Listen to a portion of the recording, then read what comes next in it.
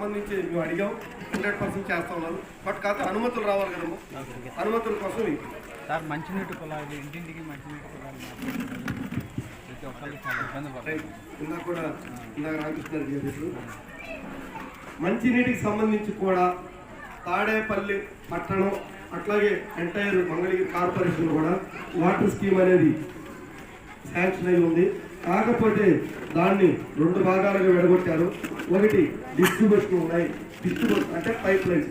2 head waters అంటే కృష్ణానదిలోంచి water తీసుకురావటం, అట్లాగే వాటర్ ఫిల్టరైజేషను, అవి డిస్ట్రిబ్యూషన్. ఇట్లా 2 భాగాలకు ఇచ్చారు.